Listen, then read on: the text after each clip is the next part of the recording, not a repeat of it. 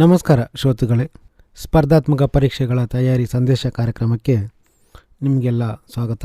ಕಳೆದ ವಾರ ನಾವು ಜಿಯೋಗ್ರಫಿಯ ಬಗ್ಗೆ ನಿಮಗೆ ಕತೆ ಹೇಳಿದ್ದೆ. ನಾನು ಯಾವ ರೀತಿ ಭೂಮಿ ರಚನೆ ಆಗುತ್ತೆ ಮತ್ತು ಯಾವ ರೀತಿ ಹವಾಮಾನ ಬದಲಾವಣೆ ಆಗುತ್ತೆ, ಭೂಮಿಯ ರಚನೆ ಹೇಗಿದೆ, ಇದರ ಬಗ್ಗೆ ಎಲ್ಲ ಸ್ವಲ್ಪ ಡಿಸ್ಕಸ್ ಮಾಡಿದ್ದೆವು. ಕೆಲವರು ಕ್ವಶನ್ ಪೇಪರ್ ಹೇಗೆ ಸಾಲ್ವ್ ಮಾಡೋದು, ಅದು ಹೇಗೆ ಫಾಲೋ ಮಾಡೋದು ಒಂಚೂರು ಹೇಳಿಕೊಡಿ ಅಂತ ಹೇಳಿದರು. ಸೊ ಇವತ್ತು ನಾವು ಒಂದು ತಿಂಗಳ ಹಿಂದೆ KS ಪ್ರಿಲಿಮಿನರಿ ಎಕ್ಸಾಮ್ ಆಗಿತ್ತು. ಅದರ ಒಂದು ಸ್ವಲ್ಪ ಕ್ವಶನನ್ನು ನಾವು ಇವತ್ತು ಸಾಲ್ವ್ ಮಾಡೋದು. ನಿಮ್ಮ best guide old question paper. ನೀವು ಯಾವುದೆಲ್ಲ ನಾನು ಮೊದಲೇ ನಿಮಗೆ ಹೇಳಿದ್ದೆ, ಯಾವುದೆಲ್ಲ ಎಕ್ಸಾಮ್ ಬರೀಬೇಕಂತ ನೀವು ಪ್ಲ್ಯಾನ್ ಮಾಡಿದ್ದೀರಿ ಅದರ ಪಟ್ಟಿ ಮಾಡ್ಕೊಳ್ಬೇಕು, ಅದರ ಸಿಲೆಬಸನ್ನೆಲ್ಲ ನೋಡಬೇಕು. ಆಮೇಲೆ ಅದರ ಓಲ್ಡ್ ಕ್ವಶನ್ ಪೇಪರನ್ನೆಲ್ಲ ತೆಗೆದಿಟ್ಕೊಬೇಕು. ಒಂದು 4-5 ವರ್ಷದ್ದು ಪ್ರಿಲಿಮ್ಸ್, ಮೇನ್ಸ್, ಯಾವ ಎಕ್ಸಾಮ್ ಬರೀ, ಈಗ FDA ಬರೀತೀರಾ ಅದರದ್ದೆಲ್ಲ ಓಲ್ಡ್ ಕ್ವಶನ್ ಪೇಪರ್ದೊಂದು ಬುಕ್ ಮಾಡಿ, ಸ್ಪೈರಲ್ ಬೈಂಡಿಂಗ್.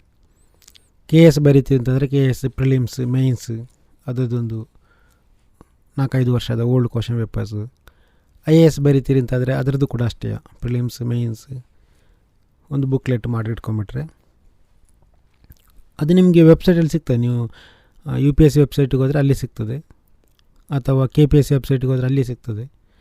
ಆಮೇಲೆ police department KSP Karnataka state police ವೆಬ್ಸೈಟಿಗೆ ಹೋದರೆ ಅಲ್ಲಿ ಎಲ್ಲ ಓಲ್ಡ್ ಕ್ವಶನ್ ಪೇಪರ್ಗಳು ಸಿಗ್ತದೆ. ಅಥವಾ ಗೂಗಲಿಗೆ ಹೊಡೆದ್ರೆ ನಿಮಗೆ ಬೇರೆ ಬೇರೆ ವೆಬ್ಸೈಟಲ್ಲಿ ಕೂಡ ಸಿಗ್ತದೆ ರೆಡಿಮೇಡ್, ಅಲ್ಲ ಅಂದರೆ ಕ್ವಶನ್ ಪೇಪರ್ಸ್ ಟೈಪ್ ಮಾಡಿದ್ದೆ ಕೆಲವು ಕಡೆ ಸಿಗ್ತದೆ. ಅದನ್ನು ನೀವು ನಿಮಗೆ ಹೇಗೆ ಬೇಕಾಗಿ ಸೆಟ್ ಮಾಡಿಕೊಂಡು ಅದರ ಸ್ಪೈರಲ್ ಬೈಂಡಿಂಗ್ ಬೇರೆ ಬೇರೆ ಎಕ್ಸಾಮಿದ್ದು ಬೇರೆ ಬೇರೆ ಬರೆದು ಸ್ಪೈರಲ್ ಮಾಡಿ ಒಂದು ಅದು ಮೊದಲ ಹಂತ. ಅದು ಆ್ಯಕ್ಚುಲಿ ಅದು ಬಹಳ important.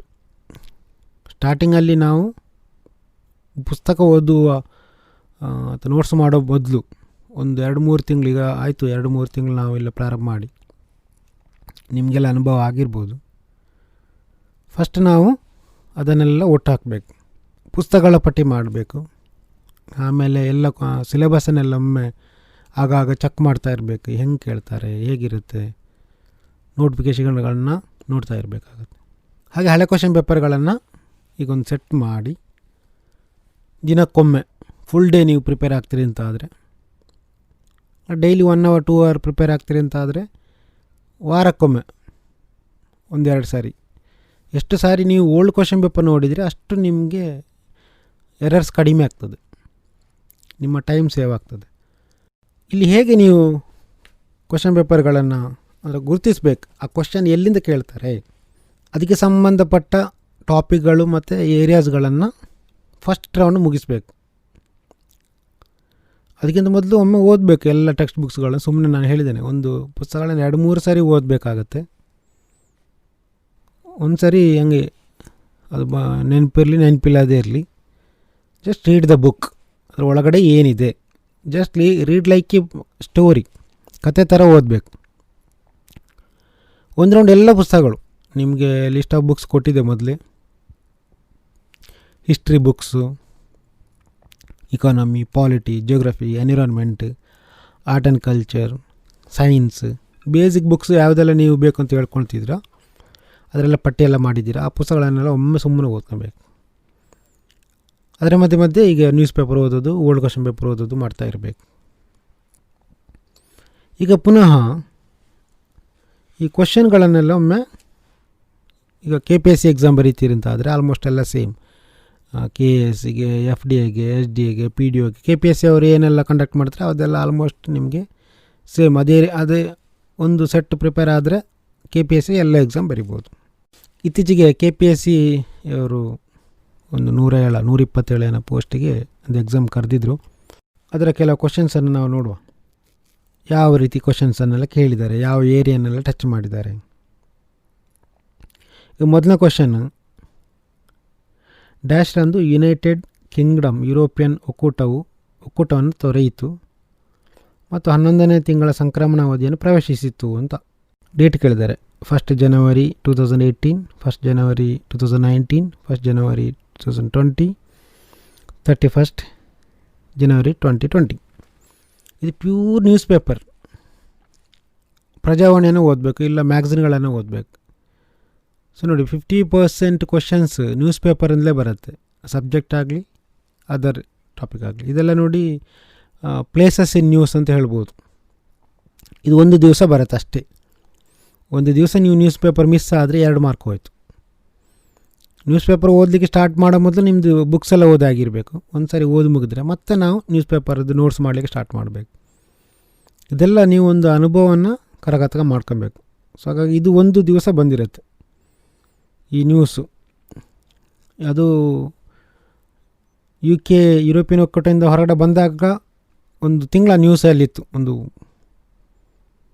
1 year back I think. ಈಗ ಪುನಃ ಅದು ನ್ಯೂಸಲ್ಲಿ ಬಂದ ಕಾರಣ ಆ ಕ್ವಶನ್ ಕೇಳಿದ್ದಾರೆ ಇತ್ತೀಚೆಗೆ.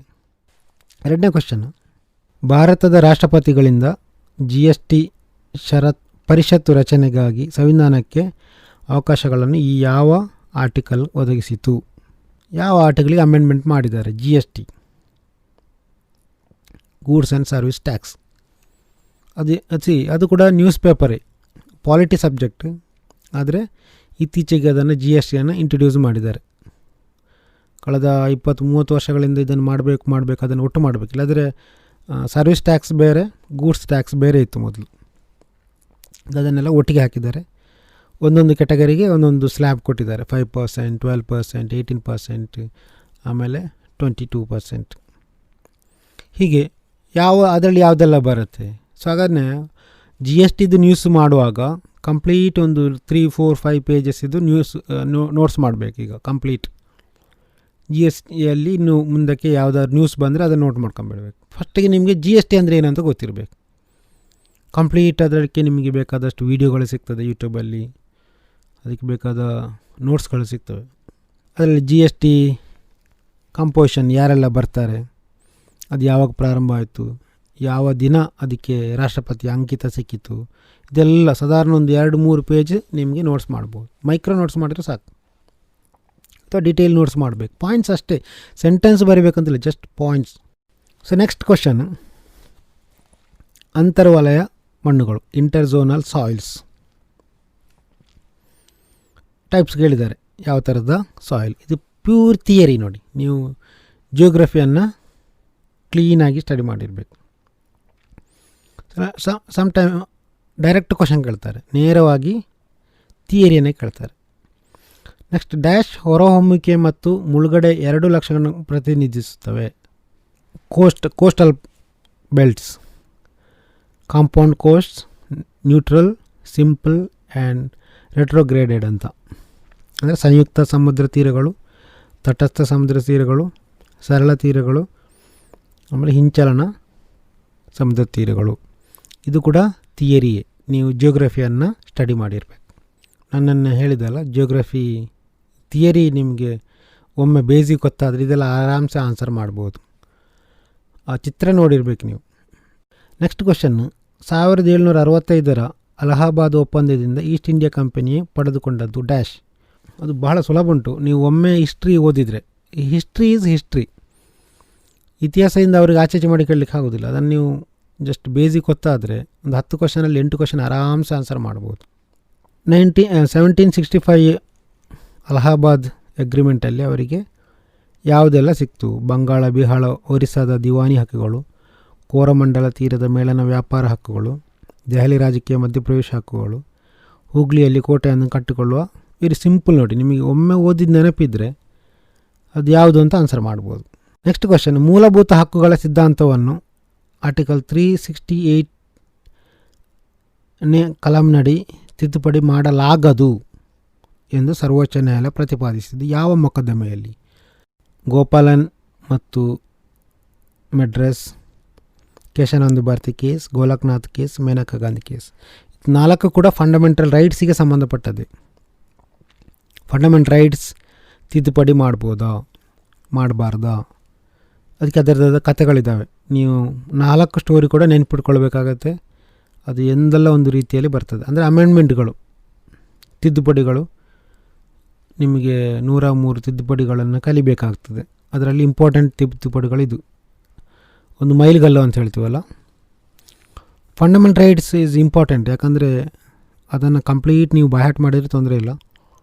ಪಾಲಿಟಿ ಟಾಪಿಕ್ ಹೇಳುವಾಗ ಹೇಳಿದ್ದೆ ನಾನು. ತಿದ್ದುಪಡಿಗಳ ಬಗ್ಗೆ ಒಂದು ಸರಿ ನೀವು ಕಂಪ್ಲೀಟ್ ಸ್ಟಡಿ ಮಾಡಬೇಕು. ಅದರಲ್ಲಿ ನಿಮಗೆ 42nd amendment act, 44th, 73rd, 74th, 86th amendment act, 92nd amendment act, ಆಮೇಲೆ ರೀಸೆಂಟ್ ಆಗಿರುವಂಥ ಎಲ್ಲ ಆ್ಯಕ್ಟ್ಗಳು ಮತ್ತು ಯಾವುದಾದ್ರೂ ಇಂಪಾರ್ಟೆಂಟ್ ಆ್ಯಕ್ಟ್ಗಳು ಕ್ವಶನಲ್ಲಿ ಬಂದರೆ ಅದನ್ನೆಲ್ಲ ಒಂದು ರೌಂಡು ನೋಟ್ಸ್ ಮಾಡ್ಕೊಂಬಿಡ್ಬೇಕು. ಒಂದು 4-5 ಪೇಜ್ ಇಂಪಾರ್ಟೆಂಟ್ ಟಾಪಿಕ್ಗಳನ್ನು ನೋಟ್ಸ್ ಮಾಡ್ಕೊಂಬಿಟ್ರೆ ಸಾಕಾಗ್ತದೆ. ತಿದ್ದುಪಡಿಗಳು ಆರ್ಟಿಕಲ್ 368ಗೆ ಅಮೆಂಡ್ಮೆಂಟ್ ಆಗುವಂಥದ್ದು. Next question, make in India ಅಭಿಯಾನದಲ್ಲಿ ಲಘು ಯುದ್ಧ ಹೆಲಿಕಾಪ್ಟರನ್ನು ಭಾರತದ ಈ ಕೆಳ ಸ್ಥಳದಲ್ಲಿ ತಯಾರಿಸಲಾಗುತ್ತದೆ. ಸರಿ, pure current affairs. News paper ನೋಡಿದರೆ ಅದು 1 ದಿವಸ 2 ದಿವಸ ಬರುತ್ತೆ, ಅಥವಾ ಒಂದು ತಿಂಗಳಿಗೊಮ್ಮೆ ಬರುತ್ತೆ. ಸೊ ಪಕ್ಕ ನೀವು ನ್ಯೂಸ್ ಪೇಪರ್ ನೋಟ್ಸ್ ಮಾಡಿರಿ, ಇದು 2 ಮಾರ್ಕ್ ನಿಮ್ಮ ಕಿಸೆ ಒಳಗೆ. ನೆಕ್ಸ್ಟ್ ಕ್ವಶನ್, ಕಾಫಿ ಬೆಳೆಯು ಡ್ಯಾಶ್ ಅವಧಿಯಲ್ಲಿ ಪ್ರೋತ್ಸಾಹಿಸಲ್ಪಟ್ಟಿತ್ತು. ಹಿಸ್ಟ್ರಿ ಟು ದ ಪಾಯಿಂಟ್ ನೋಡಿ. ಬೋರಿಂಗ್, ಹೈದರ್, ಟಿಪ್ಪು, ಕಬ್ಬನ್, ಈ ಬ್ರಿಟಿಷರ ಕಾಲದಲ್ಲಿ ಯಾರು ಅದನ್ನು ಇಂಟ್ರೊಡ್ಯೂಸ್ ಮಾಡಿದರೆ, ಯಾರು ಪ್ರೋತ್ಸಾಹ ಕೊಟ್ಟರು, ಪ್ಯೂರ್ ಹಿಸ್ಟ್ರಿ ಅದು. ನೆಕ್ಸ್ಟ್ ಕ್ವಶನ್, ವಿಶ್ವಸಂಸ್ಥೆಯ ಹವಾಮಾನ ಬದಲಾವಣೆ ಸಮ್ಮೇಳನದಲ್ಲಿ COP21 ಭಾರತ ಯಾವ ದೇಶದ ಜೊತೆ ಜಂಟಿಯಾಗಿ ಅಂತಾರಾಷ್ಟ್ರೀಯ ಸೌರ ಒಕ್ಕೂಟವನ್ನು ಪ್ರಾರಂಭಿಸಿತು? ಸೋಲಾರ್ ಅಲಯನ್ಸ್ ಅಂತ ನಾವು ಜಿಯೋಗ್ರಫಿ ಮಾಡುವಾಗ ಇದರ ಬಗ್ಗೆ ಕಲಿಲಿಕ್ಕೆ ಬರ್ತದೆ. ಸೋಲಾರ್ ಅಲಯನ್ಸ್ ಅಂತಂದರೆ ಟ್ರಾಪಿಕ್ ಆಫ್ ಕ್ಯಾನ್ಸರ್ ಮತ್ತು ಟ್ರಾಪಿಕ್ ಆಫ್ ಕ್ಯಾಪ್ರಿಕಾರ್ನ್, ಮಕರ ಸಂಕ್ರಾಂತಿ ವೃತ್ತ ಮತ್ತು ಕರ್ಕಟ ಸಂಕ್ರಾಂತಿ ವೃತ್ತ ಮಧ್ಯದಲ್ಲಿ ಬರುವ ಎಲ್ಲ ದೇಶಗಳು ಇದರೊಟ್ಟಿಗೆ ಸೇರಿಕೊಂಡಿದೆ. ಅಲ್ಲಿ ನಮಗೆ ಸೋಲಾರ್ಗೆ ಜಾಸ್ತಿ ಅವಕಾಶಗಳಿದ್ದಾವೆ, ಬಿಸಿಲು ಚೆನ್ನಾಗಿ ಬಡಿಯುತ್ತೆ, ನಾವು ರಿನ್ಯೂವಲ್ ಎನರ್ಜಿ ಅಂತ ಹೇಳ್ತೀವಿ, ಪುನರಾವರ್ತಿತ ಶಕ್ತಿ. ಸೋಲಾರ್ ನಮಗೆ ಎಷ್ಟು ಬೇಕಾದ್ರೂ ಯೂಸ್ ಮಾಡ್ಬೋದು. ಅದಕ್ಕೆ ಬೇಕಾದ ಕಾರ್ಯಕ್ರಮ ಹಾಕ್ಕೊಳ್ಳಿಕ್ಕೆ ನಾವೊಂದು ಒಕ್ಕೂಟವನ್ನು ಪ್ರಾರಂಭ ಮಾಡಿದ್ದೇವೆ. ಅದರಲ್ಲಿ ಯಾವುದು ಬರ್ತದೆ ನಿಮಗೆ? ಒಂದು UK, France, USA, Germany. Geographical idea ಇದ್ದರೆ ಇದಕ್ಕೆ ಆನ್ಸರ್ ಮಾಡ್ಬೋದು. ಇದು ಕೂಡ ನ್ಯೂಸ್ ಪೇಪರ್, ಪಕ್ಕಾ ನ್ಯೂಸ್ ಪೇಪರ್. ಈ ಕೆಳಗಿನ ಯಾವ ನಗರವನ್ನು ಯುನೆಸ್ಕೋ 2020 ವಿಶ್ವ ಕ್ಯಾಪಿಟಲ್ ಆಫ್ ಆರ್ಕಿಟೆಕ್ಚರ್ ಎಂದು ಹೆಸರಿಸಿದೆ? Johannesburg, Rio de Janeiro, Paris and London. So UNESCO heritage sites ಇದು ನೀವು ಕಂಪ್ಲೀಟ್ ನೋಟ್ಸ್ ಮಾಡಿರಬೇಕು ಮೊದಲು. ಅದರಲ್ಲಿ ಯಾವ ರೀತಿ ಕೂಡ ಹಿಂದೆ ಮುಂದೆ ಆಚೆ ಈಚೆ ಮಾಡಿ ಕೇಳ್ತಾರೆ. ಒಂದು ಈ ಕ್ವಶನ್ ಬಂದು ನ್ಯೂಸ್ ಪೇಪರ್, ಅದು ಪಕ್ಕ ನ್ಯೂಸ್ ಪೇಪರ್. 2020 ನೋಡಿ, 2020 ಇತ್ತೀಚೆಗಿನ ನ್ಯೂಸ್ ಪೇಪರ್, ಪಕ್ಕ 2 ಮಾರ್ಕ್ ಕರೆಕ್ಟ್ ನೀವು ನೋಡಿದರೆ. ನೆಕ್ಸ್ಟ್ ಕ್ವಶನ್ನು, 2019 ಜುಲೈಯಲ್ಲಿ ಮುಖ್ಯ ಹಣಕಾಸು ಅಧಿಕಾರಿ ಮತ್ತು ವಿಶ್ವ ಬ್ಯಾಂಕಿನ ಗುಂಪಿನ ಮ್ಯಾನೇಜಿಂಗ್ ಡೈರೆಕ್ಟರ್ ಆಗಿ ನೇಮಕಗೊಂಡ ಭಾರತೀಯ ಮಹಿಳಾ ಅರ್ಥಶಾಸ್ತ್ರಜ್ಞರು ಯಾರು? ಎಷ್ಟು ಸಿಂಪಲ್ ಕ್ವಶನ್ ನೋಡಿ, ವಿತ್ ಫೋಟೋ ನಿಮಗೆ ನ್ಯೂಸ್ ಪೇಪರಲ್ಲಿ ಬಂದಿರ್ತದೆ. 1 ವರ್ಡ್ ಕ್ವಶನ್. ಇದೆಲ್ಲ ನೀವು ಫೋಟೋ ನೋಡಿ ನೆನಪಿದ್ರೆ ಹೆಂಗ್ಸಿದು ನಿಮಗೆ ಅದು ಆನ್ಸರ್ ಮರ್ತೋಗೋದಿಲ್ಲ.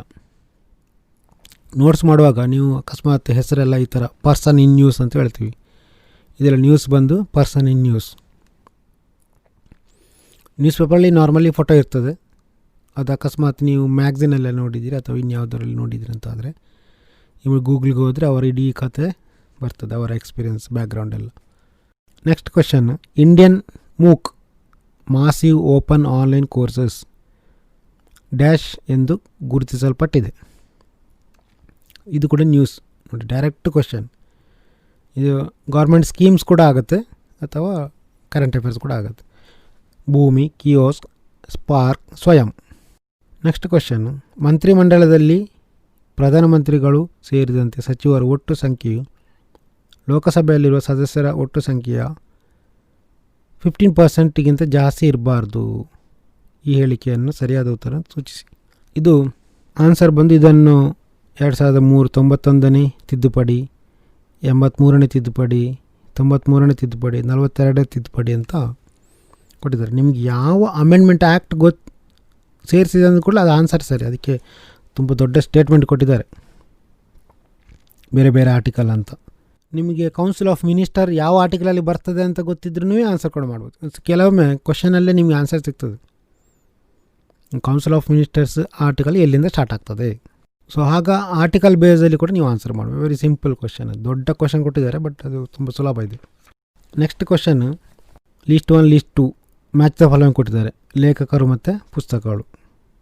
ಅಲ್ಲಿ ನಿಮಗೆ Rajni Kothari, CP Bambhri, Mohit Bhattacharya, Granville Austin.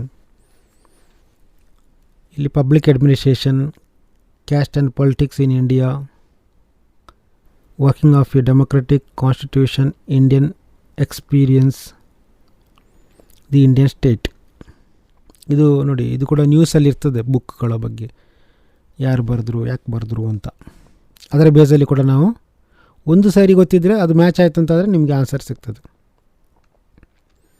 ಇದು ನಿಮ್ಮ ಟೈಮ್ ತಿಂತದೆ, ಆದಷ್ಟು ಸೆಕೆಂಡ್ ಟ್ರೈ ನೋಡಬೇಕು. ಈಗ ಕ್ವಶನ್ ಪೇಪರ್ ಸಹ ಈಗ ಆನ್ಸರ್ ಮಾಡುವಾಗ ಎಕ್ಸಾಮಲ್ಲಿ 1 ರೌಂಡ್, 2 ರೌಂಡ್, 3 ರೌಂಡು ಓದಬೇಕು. ಫಸ್ಟ್ ರೌಂಡಲ್ಲಿ ಏನಂತಂದರೆ ಗೊತ್ತಿರೋದನ್ನು ಮಾತ್ರ ಆನ್ಸರ್ ಮಾಡೋದು ಕಂಪ್ಲೀಟ್. ಈಗ 100ರಲ್ಲಿ 1 ರೌಂಡು, ಈಗ 2 ಗಂಟೆ ಇರ್ತದೆ ಎಕ್ಸಾಮ್, 1 ರೌಂಡು 1 ಅವರಲ್ಲಿ ಕಂಪ್ಲೀಟ್ ಗೊತ್ತಿರೋದು ಮಾತ್ರ ಕುಲಂಕಷವಾಗಿ ನೋಡಿ ಸರಿಯಾದ 100% ಅಶ್ಯೂರೆನ್ಸ್ ಇದ್ದರೆ ಆನ್ಸರ್ ಮಾಡಬೇಕು. ಸೆಕೆಂಡ್ ಟೈಮ್ ಇಂಥ ಕ್ವಶನ್ಗೆಲ್ಲ ಹೋಗಬೇಕು, ಕನ್ಫ್ಯೂಷನ್ ಇರುವಂಥ ಕ್ವಶನ್ಗಳು, ದೊಡ್ಡ ದೊಡ್ಡ ಕ್ವಶನ್ಗಳಿಗೆಲ್ಲ ಹೋಗಬೇಕು. ಫಸ್ಟ್ ಟೈಮ್ ಅದನ್ನು ಸ್ಕಿಪ್ ಮಾಡಬೇಕು, ಟ್ರೈ ಮಾಡಬೇಕು. ಕೆಲವೆಲ್ಲ ತುಂಬ ಈಸಿ ಇರ್ತದೆ. ನೆಕ್ಸ್ಟ್ ಕ್ವಶನ್, ಒಂದು ಸಮುದಾಯದಲ್ಲಿನ ಬಡತನದ ವ್ಯಾಪ್ತಿಯ ಮೇಲೆ ಒಟ್ಟು ತೀರ್ಮಾನಕ್ಕೆ ಬರಲು ಜೀವನದ ಗುಣಮಟ್ಟದಲ್ಲಿರುವ ಅಭಾವದ ವಿವಿಧ ವೈಶಿಷ್ಟ್ಯಗಳೊಂದಿಗೆ ಸೂಚ್ಯಾಂಕವನ್ನು ಡ್ಯಾಶ್ ಎಂದು ಕರೆಯಲಾಗುತ್ತೆ. ಸೆನ್ಸಸ್, ನಿಮಗೆ ಸೆನ್ಸಸ್ ಬಗ್ಗೆ ಓದಿರಬೇಕು, ಇಲ್ಲ ಇದನ್ನು ನ್ಯೂಸ್ ಪೇಪರಲ್ಲಿ ಕೊಟ್ಟಿರ್ತಾರೆ. Human develop index, human fort index, human freedom index, human deprivation index. ಈ ಇಂಡೆಕ್ಸ್ ಇದೊಂದು ಕ್ವಶನ್ ಬರುತ್ತೆ. ಸಾಧಾರಣ ಒಂದು 20-25 ಥರದ ಇಂಡೆಕ್ಸ್ಗಳು ಬರ್ತವೆ. ನಮ್ಮ ದೇಶದಲ್ಲಿಯೇ ಅದನ್ನು ಸಂಗ್ರಹಿಸಿರ್ತಾರೆ, ಒಂದು ಇಂಟರ್ನ್ಯಾಷನಲ್ ಬೇರೆ ಬೇರೆ ಸಂಸ್ಥೆಗಳು. ಅದರಲ್ಲಿ ಇಂಡಿಯಾದ ರ್ಯಾಂಕ್ ಎಷ್ಟು, ಅದನ್ನು ಇಂಡೆಕ್ಸನ್ನು ರಚನೆ ಮಾಡಿ ಅಥವಾ ಸಂಗ್ರಹಿಸಿದ್ದು ಯಾರು, ಅದರ ಮೂಲಭೂತ ವಿಚಾರಗಳೇನು, ಇಷ್ಟು ಪಾಯಿಂಟ್ಸ್ ಮಾಡಬೇಕು. ಪ್ರತಿ ಸಾರಿ ನ್ಯೂಸ್ ಪೇಪರಲ್ಲಿ ಇಂಡೆಕ್ಸ್ ಬಂತು ಅಂತಾದರೆ ಇಮಿಡಿಯೇಟ್ ಗೂಗಲಿಗೆ ಹೋಗಿಬಿಟ್ಟು ಅಲ್ಲಿ ಅದನ್ನು ಕಲೆಕ್ಟ್ ಮಾಡಬೇಕು ಇನ್ಫಾರ್ಮೇಷನ್ನು. ನೆಕ್ಸ್ಟ್ ಕ್ವಶನ್ 16, ಅಂತಾರಾಷ್ಟ್ರೀಯ ವ್ಯಾಪಾರಗಳಲ್ಲಿ ಆಗಿಂದಾಗೆ ಬಳಕೆಯಾಗುವ ಸಂದಾಯ ಪಾವತಿ ವಿಧಾನವು ಅಂತಾರಾಷ್ಟ್ರೀಯ ಮಾರಾಟದ ರಫ್ತುದಾರರ ಉತ್ತಮ ಉತ್ಪಾದನೆಗಳಿಗೆ ಖಾತ್ರಿಯಾದದ್ದು. The payment made often used in the international trade which offers the exporter the best assurance of being paid for the product of sold internationally. ಇದು ಕೂಡ ಥಿಯರಿ. ನೀವು ರಮೇಶ್ ಸಿಂಗ್ ಇದು ಇಕಾನಮಿ ಓದಿದರೆ ಒಳ್ಳೆಯದು. ಇದು ಡೈರೆಕ್ಟ್ ಕ್ವಶನ್, ಇದು ಥಿಯರಿ. ಇದು ಈ ಕ್ವಶನ್ ಇದು ಆಪ್ಷನಲ್ಲಿ ಯಾವುದಾದ್ರೂ ಒಂದು ನ್ಯೂಸಲ್ಲಿ ಬಂದಿರುತ್ತೆ, ಪ್ಲಸ್ ಥಿಯರಿ. ನಿಮಗೆ ಡೆಫಿನೇಷನ್ ಕೇಳಿದ್ದಾರೆ, open account, drafts, bill of landing, letter of credit ಅಂತ. ಡೆಫಿನೇಷನ್ ನಿಮಗೆ 4 ಗೊತ್ತಿರಬೇಕು. ಇನ್ನು ನೆಕ್ಸ್ಟ್ ಎಕ್ಸಾಮಲ್ಲಿ ಇನ್ಯಾವುದೋ ಒಂದು ಡೆಫಿನೇಷನ್ ಕೇಳ್ಬೋದು. ನೆಕ್ಸ್ಟ್ ಕ್ವಶನ್ನು, ಇತ್ತೀಚಿನ ವರ್ಷಗಳಲ್ಲಿ ಆಂಧ್ರ ಪ್ರದೇಶದ ಕೃಷ್ಣ ಮತ್ತು ಗೋದಾವರಿ ನದಿಗಳ ಮುಖಜ ಭೂಮಿಯಲ್ಲಿ ಕಡಲ ಪ್ರದೇಶದಲ್ಲಿ ಕಚ್ಚಾ ತೈಲ ಉತ್ಪಾದನೆಯನ್ನು ಯೋಜಿಸಲಾಗಿದೆ. ಈ ಪ್ರಾಂತ್ಯದ ಶಿಲಾಸ್ತಾರವನ್ನು ಡ್ಯಾಶ್ ಎಂದು ಕರೆಯಲಾಗುತ್ತದೆ. ಇದು ಆ್ಯಕ್ಚುಲಿ ನ್ಯೂಸಲ್ಲಿ ಬಂದಿರ್ತದೆ, ಕೆಲವು ಕೂಡ ಆರ್ಟಿಕಲ್ ಕೊಟ್ಟಿರ್ತಾರೆ. ಸೊ ಅಲ್ಲಿಂದ ನಾವು ಪಾಯಿಂಟ್ಸನ್ನು ಕಲೆಕ್ಟ್ ಮಾಡಬೇಕು. ಈಗ ನೀವು ಈ ಕ್ವಶನ್ ಬಂದ ಮೇಲೆ ಕೆಲವೊಮ್ಮೆ ಆನ್ಸರ್ ಮಾಡಲಿಕ್ಕೆ ಕಷ್ಟ ಆದಿತ್ತು, ಬಟ್ ಲ್ಯಾಕೋಲಿಥಿಕ್, ಬ್ಯಾಥೋಲಿಥಿಕ್, ರವಾ ಸ್ಟ್ರಕ್ಚರ್, ಸಿಂಚಿಲಿನ್ ಸ್ಟ್ರಕ್ಚರ್ ಅದಂದರೆ ಏನಂತ ಥಿಯರಿ ಸ್ವಲ್ಪ ನೋಡ್ಕೊಂಬಿಡಿ. ಯಾಕಂದರೆ ನಮಗೆ 100ಕ್ಕೆ 100 ಆನ್ಸರ್ ಮಾಡಲಿಕ್ಕಿಲ್ಲ. ನಾವು ಹೇಳಿದ್ನಲ್ಲ, ಎಕ್ಸಾಮಲ್ಲಿ ಒಂದು 35-40 ಕ್ವಶನ್ಸ್ ಈಸಿ ಇರ್ತದೆ, ಫಸ್ಟ್ ರೌಂಡ್ ಆನ್ಸರ್ ಮಾಡ್ಬೋದು. ಒಂದು 30-35 ಮೀಡಿಯಮ್ ಇರ್ತದೆ, ಒಂದು 20-25 ಟಫ್ ಇರ್ತದೆ. ಸೊ ನಾವು ಆಟ ಆಡಬೇಕಾಗಿರೋದು 70-80 ಕ್ವಶನ್ಸ್ ಕರೆಕ್ಟ್ ಆನ್ಸರ್ ಮಾಡಬೇಕು. ಯಾಕಂದರೆ ಇಲ್ಲಿ ನೆಗೆಟಿವ್ ಮಾರ್ಕ್ ಇರೋ ಕಾರಣ 100ಕ್ಕೆ 100 ಆನ್ಸರ್ ಮಾಡುವ ಅಗತ್ಯ ಇರುವುದಿಲ್ಲ. ಮತ್ತು ಇನ್ನೊಂದೇನಂತಂದರೆ, ನೀವು ವರ್ಷದಿಂದ ವರ್ಷಕ್ಕೆ ಒಂದು ಟೆಸ್ಟಿಂದ ಇನ್ನೊಂದು ಟೆಸ್ಟಿಗೆ ನಿಮಗೆ ನಾಲೆಜ್ ಜಾಸ್ತಿ ಆಗ್ತಾ ಹೋಗ್ತದೆ, ರಿಸ್ಕ್ ಕಡಿಮೆ ಆಗ್ತಾ ಹೋಗುತ್ತೆ. ಅಂದರೆ ಜಾಸ್ತಿ ಆನ್ಸರ್ ಮಾಡಲಿಕ್ಕೆ ನಿಮಗೆ ಶಕ್ತಿ ಬರ್ತದೆ. ಸೊ ಹಾಗಾಗಿ ನೀವು ರಿಸ್ಕ್ ಜಾಸ್ತಿ ತಗೊಳ್ಬೋದು. ಈಗ ಸ್ಟಾರ್ಟಿಂಗಲ್ಲಿ 1 ವರ್ಷ 2 ವರ್ಷ ಪ್ರಿಪೇರ್ ಆದವರು ಈಗ IAS ಅದಕ್ಕೆ AS ಆಗಲಿ ಜಾಸ್ತಿ 190ಕ್ಕಿಂತ ಮೇಲೆ ಆನ್ಸರ್ ಮಾಡಿದರೆ ನೆಗೆಟಿವ್ ಮಾರ್ಕ್ ಸಿಗೋ ಚಾನ್ಸಸ್ ಜಾಸ್ತಿ, ಯಾಕಂದರೆ ಆನ್ಸರ್ ಕಡಿಮೆ ಗೊತ್ತಿರ್ತದೆ. ಅದು 3-4 ವರ್ಷ ಆದರೆ, ವರ್ಷದಿಂದ ಅಥವಾ ಜಾಸ್ತಿ ಎಕ್ಸ್ಪೀರಿಯೆನ್ಸ್ ಆದರೆ, ಜಾಸ್ತಿ ಎಕ್ಸಾಮ್ಗಳನ್ನು ಬರೆದ ಅಭ್ಯಾಸ ಆದರೆ ನೀವು 80-90ರಷ್ಟು ಕೂಡ ಆನ್ಸರ್ ಮಾಡ್ಬೋದು. ಯಾಕಂದರೆ ನೆಗೆಟಿವ್ ಮಾರ್ಕ್ ಬರುವಂಥ ಸಾಧ್ಯತೆಗಳು ಕಡಿಮೆ, ಪ್ರೊಪೋರ್ಷನ್ ಅಂತ ಹೇಳ್ತೀವಿ. ಸೊ ಹಾಗೆ ನಾವು ಜಾಸ್ತಿ ರಿಸ್ಕ್ ತಗೊಳ್ಬೋದು. ಸೊ ಹಾಗಾಗಿ ಇಂಥ ಕಷ್ಟ ಕ್ವಶನ್ ನಿಮಗೆ ಡೌಟ್ಸ್ ಇದ್ದರೆ, 2 ಕ್ವಶನಲ್ಲಿ ಡೌಟ್ಸ್ ಇದ್ದರೆ ಅದನ್ನು ನಾವು ಸ್ಕಿಪ್ ಮಾಡ್ಬೋದು.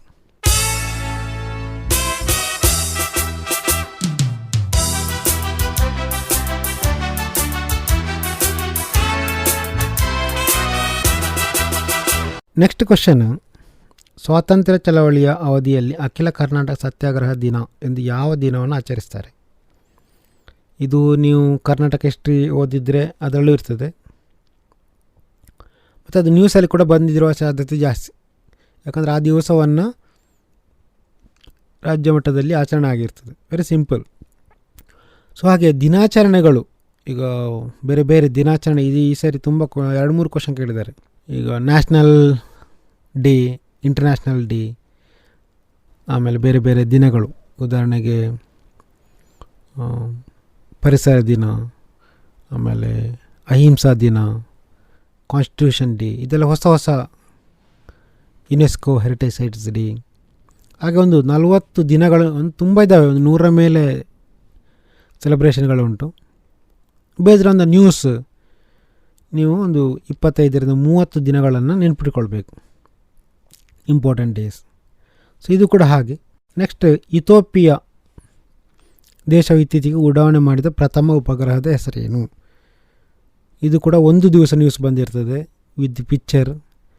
ಅದು ಕೂಡ ಫಸ್ಟ್ ಟೈಮ್ ಲಾಂಚ್ ಮಾಡಿರೋದು. ಖಂಡಿತ ಕೇಳ್ತಾರೆ, ಪ್ಲೇಸಸ್ ಇನ್ ನ್ಯೂಸ್. ಸೊ ಅದು ನಿಮಗೆ 2 mark pocket money. Next question, ಈ ಕೆಳಗಿನ ಹೇಳಿಕೆಯನ್ನು ಪರಿಗಣಿಸಿ. ಸ್ಟೇಟ್ಮೆಂಟ್ ಕೊಟ್ಟಿದ್ದಾರೆ ನೋಡಿ, ಕನ್ಫ್ಯೂಸ್ ಆಗಲಿಕ್ಕೆ.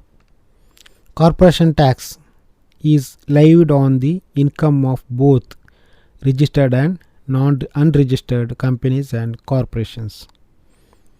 Statement 2, corporation tax is lived on incomes of individuals and Hindu undivided family. Corporation tax is lived only on the income of registered companies and corporations. ಅಲ್ಲಿ ನೀವು ಕೆಳಗಡೆ ಆಪ್ಷನ್ಸ್ ಕೊಟ್ಟಿದ್ದಾರೆ. Each of the above statement is correct. A and B, C only, B only, all of the above. ಈಗ taxation ಬಗ್ಗೆ ನಿಮ್ಗೆ ಗೊತ್ತಿರಬೇಕು. Budget, complete budget ಮತ್ತು taxation ಎರಡನ್ನು ಕೂಡ ನೀವು ಕ್ಲೀನಾಗಿ ಓದಿದರೆ ಇದನ್ನು ಆರಾಮದಲ್ಲಿ ಆನ್ಸರ್ ಮಾಡ್ಬೋದು.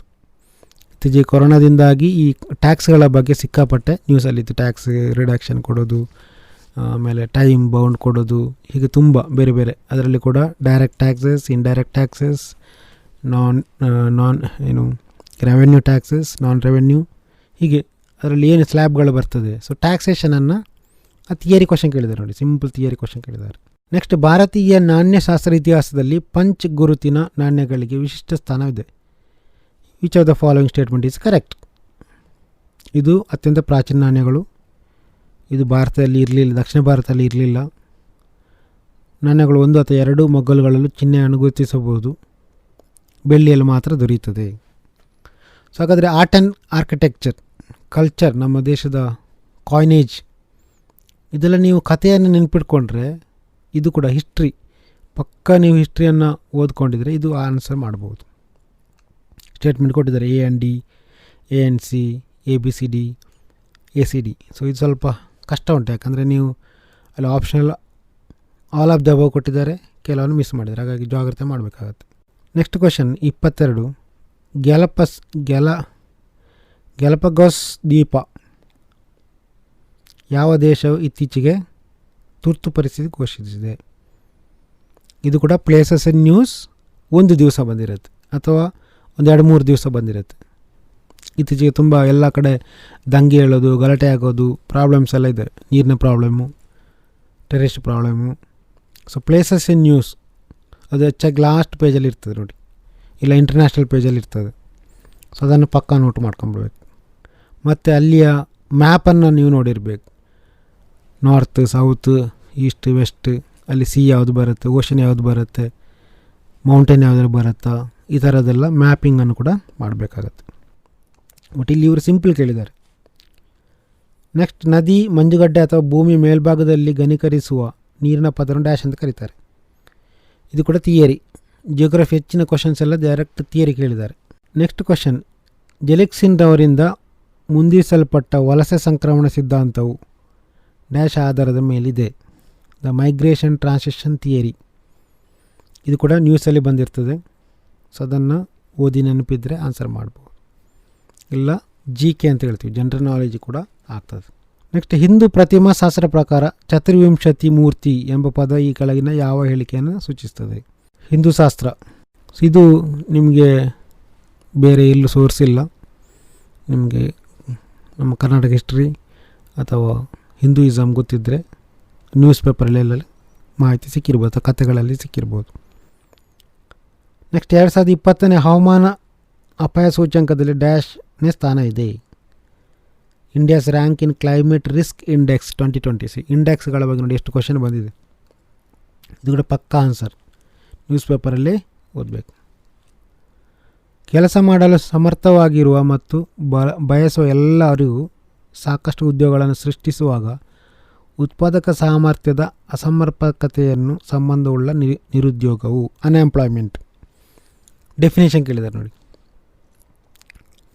Types of unemployment. ಇದು ಕೂಡ ನೀವು ಟೆಕ್ಸ್ಟ್ ಬುಕ್ಕನ್ನೇ ಓದಬೇಕು. ಇದೆಲ್ಲ ನ್ಯೂಸ್ ಪೇಪರಲ್ಲಿ ಬಂದಿರಲಿಕ್ಕೂ ಸಾಕು, ಅಥವಾ ಇದು ಡೈರೆಕ್ಟ್ ನಿಮಗೆ ಇಕನಾಮಿ ಬುಕ್ಕಲ್ಲೇ ಕಲೆಕ್ಟ್ ಮಾಡಬೇಕು. ಭಾರತೀಯ ಸಂವಿಧಾನವನ್ನು ಅರೆ ಒಕ್ಕೂಟ ಎಂದು ವರ್ಣಿಸಿದವರು ಯಾರು? Quasi federal.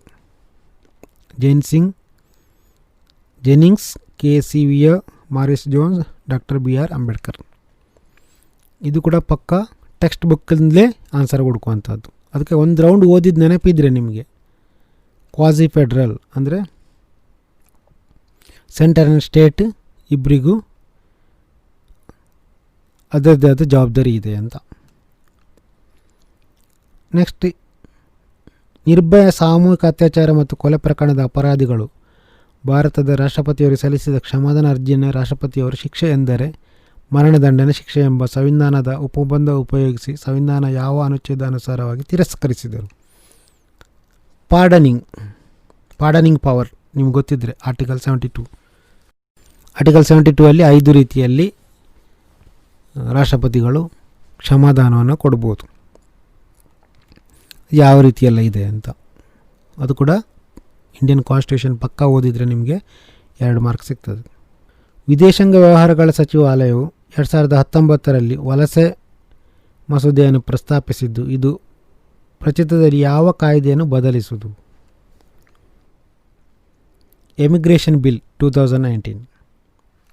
ನೋಡಿ, ಬಿಲ್ಸ್ ತುಂಬ ಈ ಪಾರ್ಲಿಮೆಂಟ್ ಸೆಷನಲ್ಲಿರುವಾಗ ಅಥವಾ ಆರ್ಡಿನೆನ್ಸ್ ಪಾಸ್ ಮಾಡುವಾಗ ಈ ಬಿಲ್ಸ್ಗಳೆಲ್ಲ ಬರ್ತವೆ ನ್ಯೂಸಲ್ಲಿ. ಸೊ ಹಿಂದೂ, ನೀವು IAS ಕಲಿತೀವಿ ಅಂತಾರೆ, ಹಿಂದೂದಲ್ಲಿ ಬಂದಿರುತ್ತೆ ಅಥವಾ ಪ್ರಜಾವಾಣಿಯಲ್ಲಿ ಬರ್ತಾ ಇರುತ್ತೆ ಅಥವಾ ಮ್ಯಾಗ್ಝಿನ್ಗಳಲ್ಲಿ ನೀವು ಅದನ್ನು ಕಲೆಕ್ಟ್ ಮಾಡಬೇಕು. ಇಲ್ಲ ಆನ್ಲೈನ್ ಯಾವುದಾದ್ರೂ ವೆಬ್ಸೈಟ್ ಇದೆ ಸಬ್ಸ್ಕ್ರೈಬ್ ಮಾಡಿದರೆ ಅವ್ರು ನಿಮಗೆ ಇನ್ಫಾರ್ಮೇಷನ್ ಕಳಿಸ್ತಾರೆ ಇಮೇಲಿಗೆ.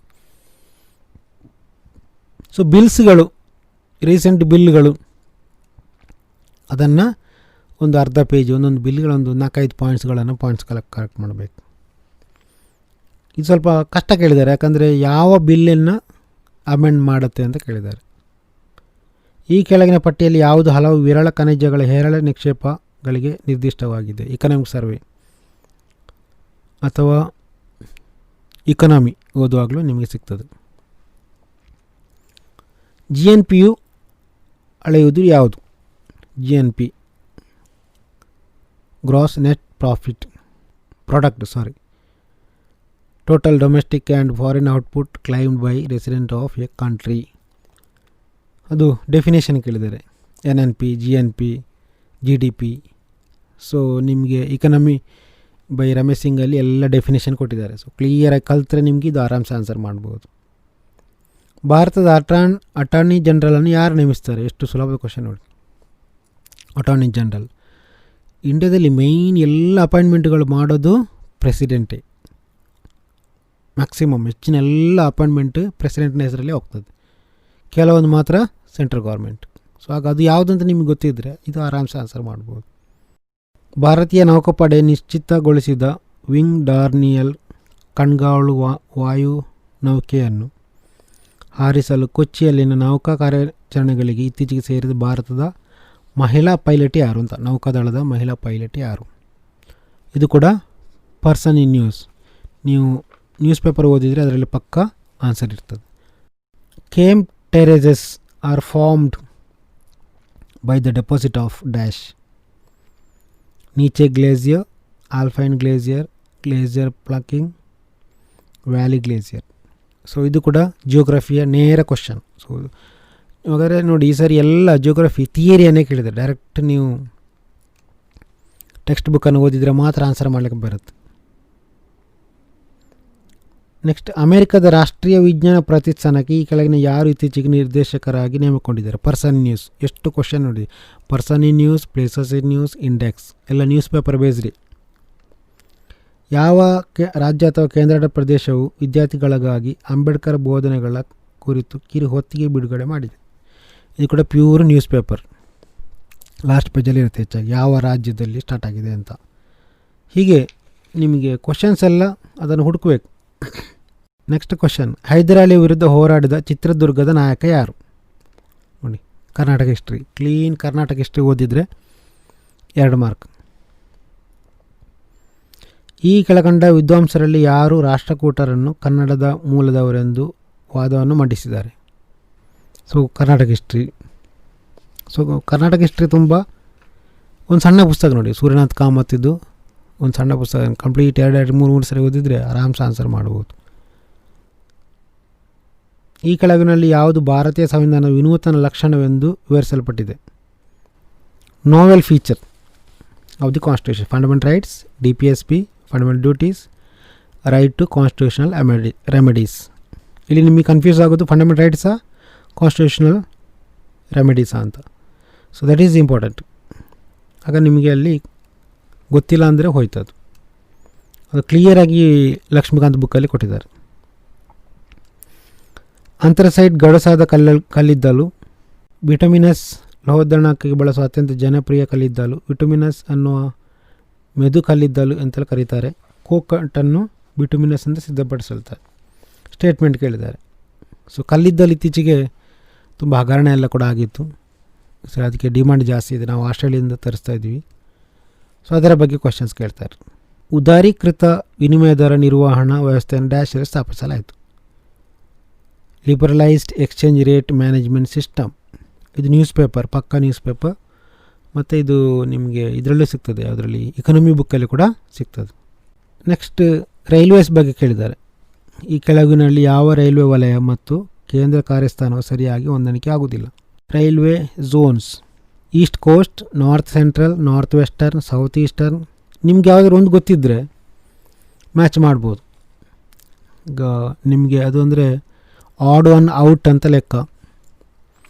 ಈಗ ನಿಮಗೆ ಫಿಸಿಕಲ್ ಫೀಚರ್ಸ್ ಆಫ್ ಇಂಡಿಯಾ, ಈಗ ಪೂರ್ವ ತೀರ ಯಾವುದು, ಪಶ್ಚಿಮ ತೀರ ಯಾವುದು, ವಾಯುವ್ಯ, ಆಗ್ನೇಯ, ಅದೆಲ್ಲ ನಿಮಗೆ ಗೊತ್ತಿದ್ದರೆ, ಸಿಟಿಗಳ ಬಗ್ಗೆ ಹೆಸರೆಲ್ಲ ಗೊತ್ತಿದ್ದರೆ ಆನ್ಸರ್ ಮಾಡಬೇಕು. ಯಾಕಂದರೆ ಇತ್ತೀಚೆಗೆ ರೈಲ್ವೇಸನ್ನು ನಾವು ಪ್ರೈವೇಟೈಸೇಷನ್ ಮಾಡಲಿಕ್ಕೆ ಅಲ್ಲಿ ನ್ಯೂಸಲ್ಲಿ ಬರ್ತಾಯಿತ್ತು. ಹಾಗಾಗಿ ನಿಮಗೆ ಆ ಪ್ಲೇಸಸ್ ಎಲ್ಲ ಗೊತ್ತಿರಬೇಕು. 2019 ಸಾಲಿನ ವಿಶ್ವ ಮಣ್ಣಿನ ದಿನ ಧ್ಯೇಯವಾಕ್ಯ ಏನು? World soil day 2019. Soil day ಯಾವಾಗ ಅಂತ ಗೊತ್ತಿರಬೇಕು, ಇಲ್ಲ ಅದರ ಸ್ಲೋಗನ್ ಗೊತ್ತಿರಬೇಕು. ಅದು ಕೂಡ ನ್ಯೂಸ್ ಪೇಪರಲ್ಲಿ ಬಂದಿರ್ತದೆ. 2-3 ವರ್ಷದನ್ನು ಕೊಡ್ತಾರೆ ಅವರು ಕನ್ಫ್ಯೂಸ್ ಆಗಲಿಕ್ಕೆ. ಭಾರತೀಯ ಸಶಸ್ತ್ರ ದಳದಲ್ಲಿ ಲೆಫ್ಟಿನೆಂಟ್ ಜನರಲ್ ಪದವಿ ಪಡೆದ ಭಾರತ ಮೊದಲ ದಂಪತಿ ಯಾರು? ಕಪಲ್ಸ್. ಅದು ಕೂಡ ನ್ಯೂಸಲ್ಲಿ ಬಂದಿರ್ತದೆ. Person in news. ಕೌಟುಂಬಿಕ ಹಿಂಸೆಯಿಂದ ಮಹಿಳೆಯ ರಕ್ಷಣೆ dash. Protection of women from domestic violence. ಯಾವ ರೈಟ್ಸಲ್ಲಿ ಬರುತ್ತೆ? ಕಾನ್ಸ್ಟಿಟ್ಯೂಷನ್ ರೈಟ್ ಬರುತ್ತಾ, ಫಂಡಮೆಂಟಲ್ ರೈಟಾ, ಹ್ಯೂಮನ್ ರೈಟಾ, ಲೀಗಲ್ ರೈಟಾ, ಹೇಗೆ ಅಂತ. ಆಮೇಲೆ ಬೆಂಗಾಳಿ, ಇತ್ತೀಚೆಗೆ ಸೆಂಟ್ರಲ್ ವೆಸ್ಟ್ ಬೆಂಗಾಲಿಂದ ಒಂದು ರಿಕ್ವೆಸ್ಟ್ ಹೋಗಿತ್ತು, ನಮಗೆ ಒಂದು ಭಾಷೆಯ ಹೆಸರನ್ನು ಕೊಡಿ ಅಂತ. ಅದು ಯಾವುದು? ಆಮೇಲೆ UPSC ಬಗ್ಗೆ ಸಿಂಪಲ್ ಕ್ವಶನ್ ಕೇಳಿದ್ದಾರೆ. ಆಯೋಗದ ಅಧ್ಯಕ್ಷರು ಸದಸ್ಯರಾಗ ಅಧಿಕಾರಾವಧಿ 5 ವರ್ಷ. ರಾಷ್ಟ್ರಪತಿಯ ಅಧ್ಯಕ್ಷರು ಮತ್ತು ಯಾವುದೇ ಅಧಿಕಾರವನ್ನು ತೆಗೆದುಹಾಕಬಹುದು. ಭಾರತದಲ್ಲಿ ಒಂದು ಕೇಂದ್ರೀಯ ನೇಮಕಾತಿ ಪ್ರಾಧಿಕಾರವಾಗಿದೆ, ಒಂದು ಸ್ವತಂತ್ರ ಸಂವಿಧಾನಿಕ ಸಂಸ್ಥೆ. Which of the statement is wrong? Very simple, ನೀವು UPSC ಬಗ್ಗೆ ಯಾರಿಗೂ ಓದಿರೋದಿಲ್ಲ. ಸೊ ಕಮಿಷನ್ಸ್ ಅಲ್ಲಿ ನಿಮಗೆ UPSC, KPSC, ಆಮೇಲೆ women commission, SC/ST commission, other backward commission, ಹೀಗೆ ಬೇರೆ ಬೇರೆ ಕಮಿಷನ್ಗಳಿದ್ದಾವೆ. ಅದರ ಬಗ್ಗೆ ಒಮ್ಮೆ ಓದಿದ್ರೆ ಸಾಕು, ಅದು ನಿಮಗೆ ಅಂದಾಜು ಮಾಡಲಿಕ್ಕೆ ಆಗ್ತದೆ. ಭಾರತದ ಭದ್ರತೆ ಮತ್ತು ವಿನಿಮಯ ಮಂಡಳಿ ಸ್ವಾಯತ್ತತೆಯಾದ ವರ್ಷ ಯಾವುದು? SEBI, the securities and exchange board of India ಯಾವಾಗ ಆಟೋನಮಸ್ ಆಯಿತು ಅಂತ, ಯಾವ ವರ್ಷ ಆಯಿತು? ಸೊ ಸೆಬಿ ಇದು ನಿಮಗೆ ಥಿಯರಿ ಗೊತ್ತಿರಬೇಕು. RBI, ಸೆಬಿ, IRDA, PFRDA ಇಂಥದ್ದೆಲ್ಲ ನಮ್ಮದು ಎಕನಾಮಿಕಲ್ ಇನ್ಸ್ಟಿಟ್ಯೂಷನ್ಸ್. ಪ್ರತಿ ವರ್ಷ ವಿಶ್ವ ನಿಸರ್ಗ ಸಂರಕ್ಷಣಾ ದಿನ ಅಂತ ಯಾವಾಗ ಆಚರಿಸ್ತಾರೆ? World nature conservation day. ಆಗಲೇ ಹೇಳಿದ್ನಲ್ಲ, ಇಂಪಾರ್ಟೆಂಟ್ ಡೇಸ್, ಹೆಚ್ಚಾಗಿ ಎನ್ವಿರಾನ್ಮೆಂಟ್ಗೆ ಸಂಬಂಧಪಟ್ಟಾಗೆ, ಸೋಷಿಯಲ್ ವೆಲ್ಫೇರ್ಗೆ ಪಟ್ಟಾಗಿ ಡೇಸ್ಗಳನ್ನ ನೆನಪಿರಬೇಕು. ಕೆಳಗಿನ ಯಾವುದು ಪ್ರೊಟೆಸ್ಟೆಂಟ್ ಪಂಗಡಕ್ಕೆ ಸೇರಿದರು? History, British and Dutch, Spanish and Portuguese or French. Simple question ನೋಡಿ, ಪಕ್ಕ 2 ಮಾರ್ಕ್. ಇದು ಒನ್ ವರ್ಡ್ ಕ್ವಶನ್ಸ್, ಇದೆಲ್ಲ ನೀವು ಮಿಸ್ ಮಾಡೋಂಗೇ ಇಲ್ಲ. ಸ್ಟೇಟ್ಮೆಂಟ್ಗಳನ್ನೆಲ್ಲ ಆದಷ್ಟು ಅವಾಯ್ಡ್ ಮಾಡಬೇಕು. ಮ್ಯಾಚ್ ದ ಫಾಲೋವಿಂಗ್ ಸ್ಟೇಟ್ಮೆಂಟ್ಸ್ಗಳನ್ನೆಲ್ಲ ಒನ್ ವರ್ಡ್ ಕ್ವಶನ್ ಪಕ್ಕ ನೀವು ಓದಿರಬೇಕು. ಇದು ಎಲ್ಲ ಮಾಡರ್ನ್ ಇಂಡಿಯಾದಲ್ಲಿ ಪಕ್ಕ ನಿಮಗೆ ಸಿಗ್ತದೆ. 2018-19 ವಿತ್ತೀಯ ವರ್ಷದಲ್ಲಿ ದೇಶದ ಒಟ್ಟು ತೈಲ ಅಗತ್ಯ 5.1 ಭಾಗಕ್ಕಿಂತಲೂ ಹೆಚ್ಚು ತೈಲವನ್ನು ಭಾರತಕ್ಕೆ ಪೂರೈಸಿದ ದೇಶ ಯಾವುದು? ಇಕನಾಮಿಕ್ ಸರ್ವೆ ಬುಕ್ಕಲ್ಲಿ ನಿಮಗೆ ಸಿಗುತ್ತೆ, ಅಥವಾ ನ್ಯೂಸಲ್ಲಿ ಕೂಡ ಬಿಸ್ನೆಸ್ ಪೇಜಲ್ಲಿ ಬಂದಿರ್ತದೆ. 2019 ಜನವರಿಯಲ್ಲಿ ಪ್ರಥಮ ಚಂದ್ರನ ದೂರದ ಮತ್ತೊಂದು ಬದಿಯ ಮೇಲಿಳಿದ ಚೀನಿಯ ನೌಕೆ ಯಾವುದು? ಅದು ಕೂಡ ನ್ಯೂಸ್ ಪೇಪರ್, ಪಕ್ಕಾ ನ್ಯೂಸ್ ಪೇಪರ್ ಇದು. ಯಾವ ಬಾಹ್ಯಾಕಾಶ ನೌಕೆ ಲಾಂಚ್ ಆಗಿದೆ ಅಂತ. 2019 ಸಾಲಿನ ಭಾರತ ರತ್ನ ಪ್ರಶಸ್ತಿ ಪಡೆದಿಲ್ಲದವರು ಯಾರು? 2019ರಲ್ಲಿ 3 ಮಂದಿ ಕೊಟ್ಟಿದ್ದರು. ಸೊ ಅಲ್ಲಿ 4 ಮಂದಿ ಹೆಸರು ಕೊಟ್ಟಿದ್ದಾರೆ. Odd one out.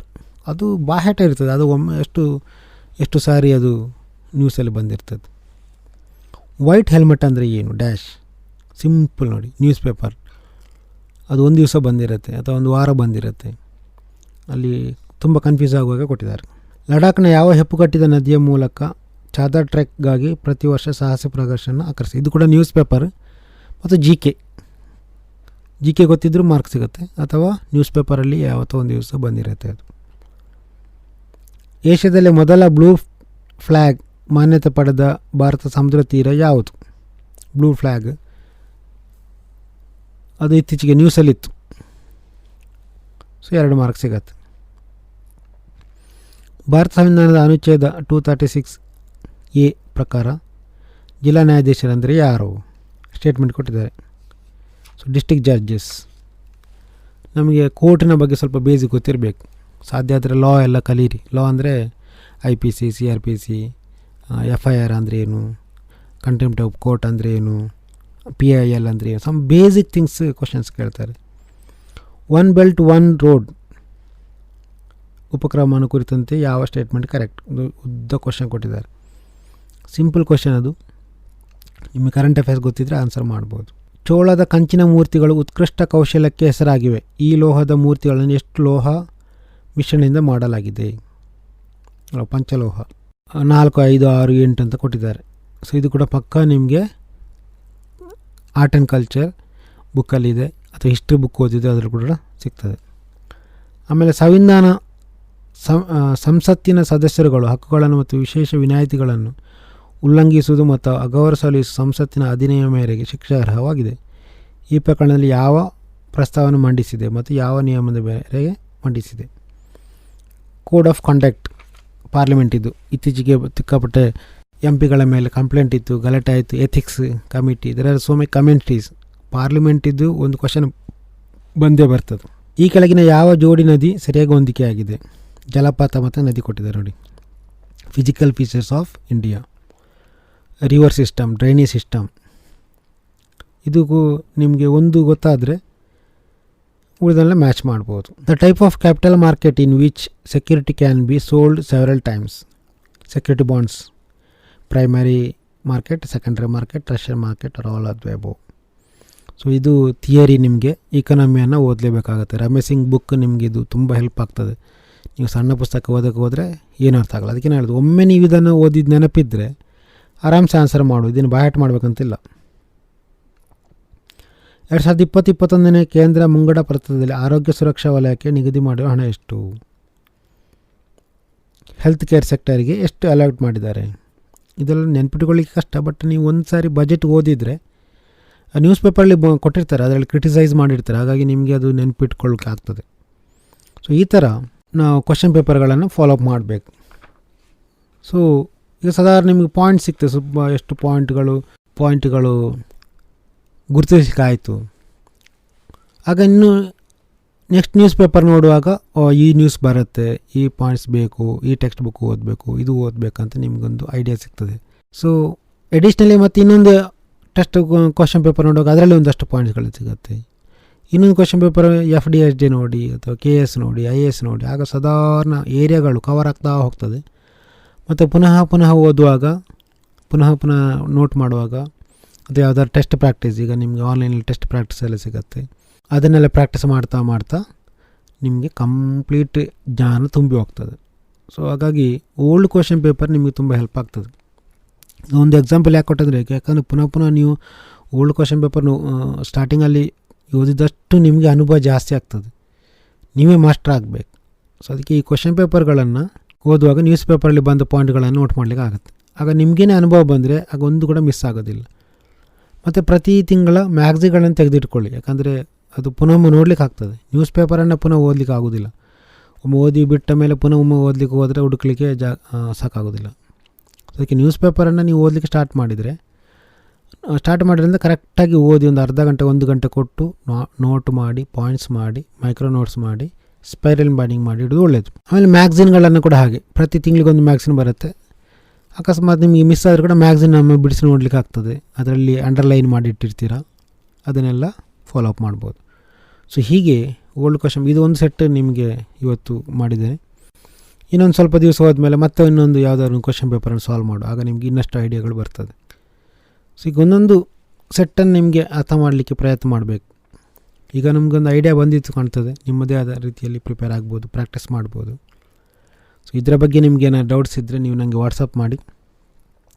WhatsApp number 9481033331 9481033331 9481033331. ನಮಸ್ಕಾರ.